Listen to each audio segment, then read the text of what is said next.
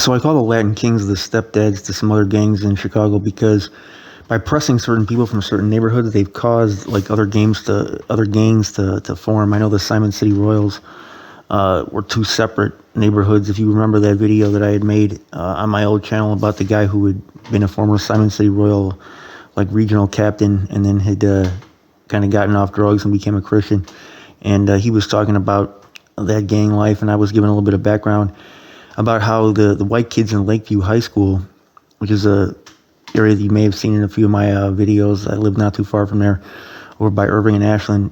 They'd be getting pressed by some of the Latin Kings in the neighborhood, and so several neighborhoods had clicked up to kind of have protection against them.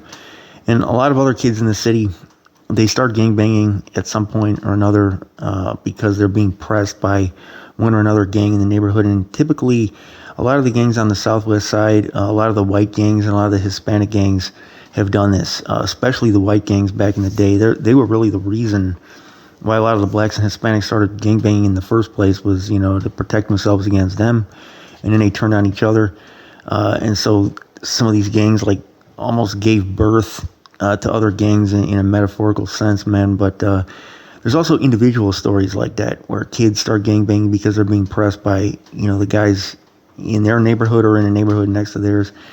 And this story that we have today is going to touch on that because it was a case that just concluded over the summer about a guy named Joseph, and his street name is Dro. This is coming out of Hammond, Indiana, which is really like part of Chicago as far as the metropolitan area over there, right across the border with Indiana, borders the east side of Chicago. So over the summer, man, a federal judge imprisoned an East Chicago man for contributing to a street gang's history of violent crime. They said a guy named Dro, 24, received a 9-year prison sentence. And the U.S. District Court judge imposed that prison term following Dro's 2020 guilty plea to a racketeering conspiracy that said that he was a part of the Latin Dragon Nation. Now, you know how this works. With these conspiracy cases, all you basically have to do is be part of this criminal organization. Now, the Latin Dragons over there on the east side and in northwest Indiana, they beef heavy with the Latin Kings. Now, Dro has a story that a lot of people in Chicago can relate to as far as his upbringing. When Dro was at the age of only 4, his father was killed in a gang-related hit. Now, whether or not his father was actually in a gang or whether he just, was targeted by a gang for some other reason, that detail I actually don't know. But he lost his father at the age of 4 to gang violence. Okay, his mother, after that or possibly prior to that, had suffered from alcoholism. Now, everybody in Chicago pretty much knows somebody who, has lost a parent or has lost, a very close relative at an early age. And, how the kid kind of, I don't want to say they always change after that, but a lot of times they do something that you would think they wouldn't do, having seen what just happened because of the streets. A lot of times kids that have that experience actually move closer to the streets. And sometimes they want revenge. Sometimes I can't explain it because that didn't happen to me personally, so I can't relate to that from personal experience. Both my parents are still alive, thank goodness, man. But a lot of times you do see a change in people after something like that happens. And I don't want to use the cliche that says that they, just turn savage, because it really, I don't want to say it's that type of a change, but I can't really explain it. I think the only way a person can know what I'm talking about is if they've actually observed this and known somebody that's been through this themselves, man. But his mother also suffered from alcohol addiction. And that, too, is another thing that, we see a lot of kids with parents that suffer from drug and alcohol abuse. And as far as like trauma for the kid, alcohol addiction is actually one of the worst, because when a parent is really drunk, all type of negative energy is being emanated by them at that point, and the kid is right there in that household. And so a lot of kids who grow up in a situation like that, when they have a parent, often a single mom, like this, like Dro had, who's, giving off that type of energy, they get away from it, okay? And they get away from it, ironically, in the streets where they get also negative energy, but a different kind of negative energy. Okay, and it's a negative energy that kind of embraces them on the one hand, but then on the other hand puts them out there and exposes them to a different kind of danger. So that's what happened to Dro. So he was growing up having lost his dad with an alcohol addicted mom, and as a kid, before he ever started gangbanging, just at the young age of grammar school age kid, 12 years old, he was getting pressed and bullied by the Latin Kings. Okay, this too you see a lot of kids deal with in the schools, and it might not necessarily be on some gang related stuff like, oh, if you don't join our gang or whatever, we're going to do this or that to you. Although I did know kids like that. I knew one particular kid. He was a white kid, and he got jumped. They actually grabbed him when he first came to the school. He went to a high school. I'm not going to say the particular high school because it's going to give away who the kid is. This kid was pretty well known. But he went to a high school that was predominantly black, but there was a Mexican gang in the school. And that Mexican gang grabbed him. It was actually the Eagles, okay, and the Latin Eagles. They grabbed him. They pulled him into the bathroom when he first came to the high school. He was one of the only white kids in the school. And they started beating him up and asked him, what gang he was going to join. So he joined theirs. And, from that point on, he was brought into this gang life. Then he tried to leave at one point, and I saw them actually jump on him right in the middle of the hallway and start harassing and pressing him right there. Their quote unquote homie. And this was like right in the middle of the hallway. I think he was trying to flip something else though. So yeah, they didn't just let him go. And that's how the gang life works, especially with a lot of the white and Latino gangs.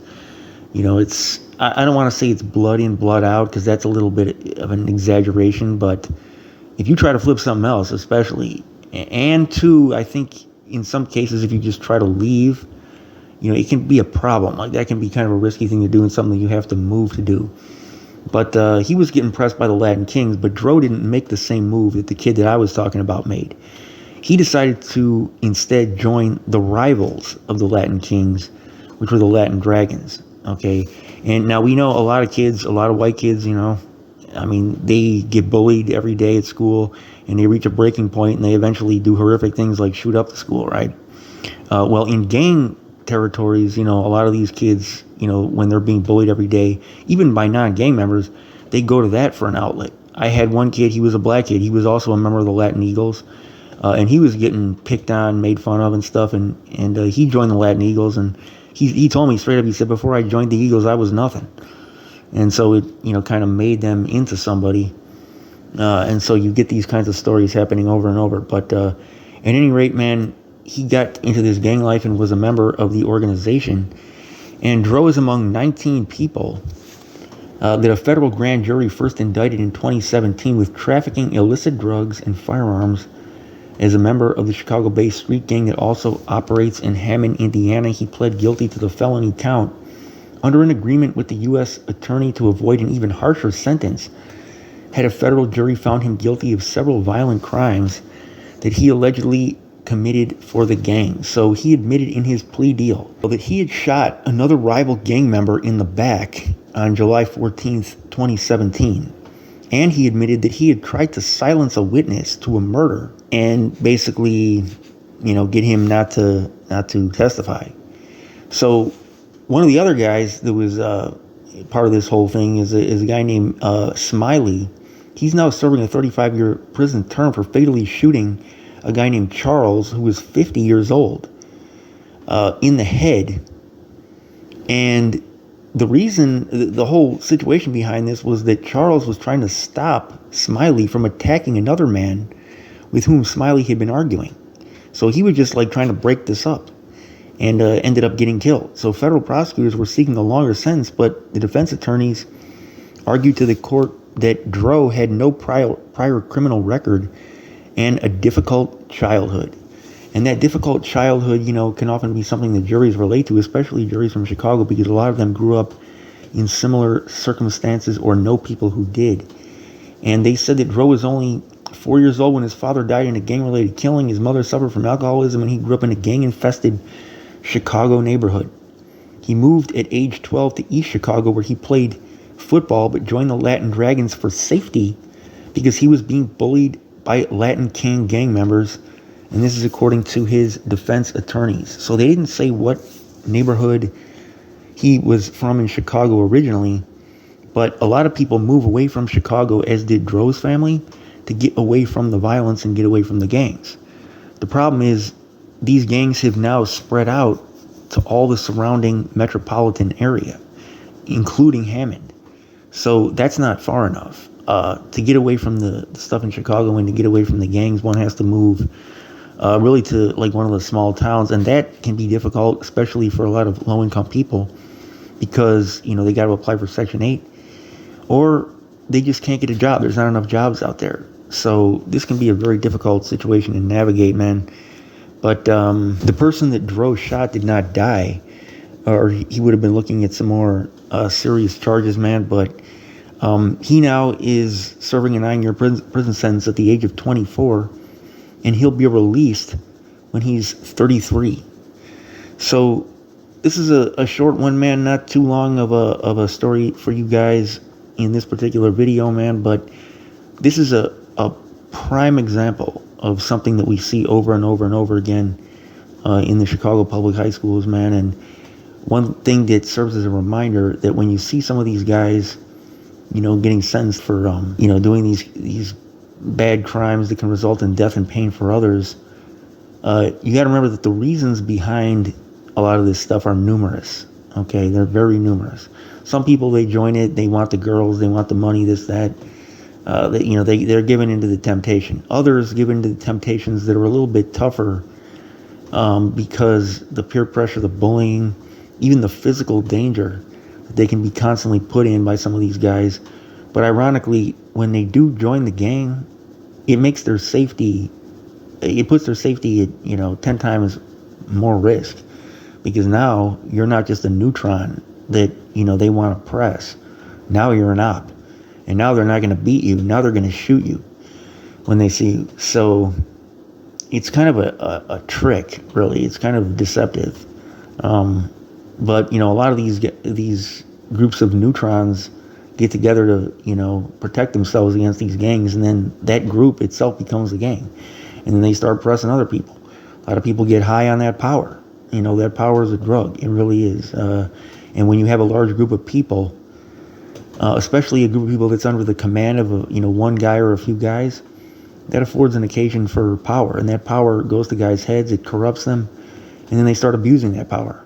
The same thing happens on small scales in the streets as happens on large scales in governments and in countries. The same way guys abuse power when they get that absolute power, the same way that being in a gang or being a leader of a gang gets a guy a certain type of power, and then they start abusing it and turn what originally was for protection into something that is causing other people to need protection from them. And it's very ironic how that works, man. The old saying goes, the devil will knock you down with one hand and then offer you a hand up with the other, and then you take it and he doesn't let go. That's how it goes, man. But hopefully Dro will be able to turn his life around in prison and, come back out older and wiser and avoid that life. Because that's something that can keep on coming back, and people can, try to keep dragging you back into that. And so a lot of times one has to cut ties with one's old contacts, which can be a tough thing to do. Stop seeing one's old friends that one has known one's whole life. But that sometimes is a decision that has to be made. Your boy Windy City Report. I'm out.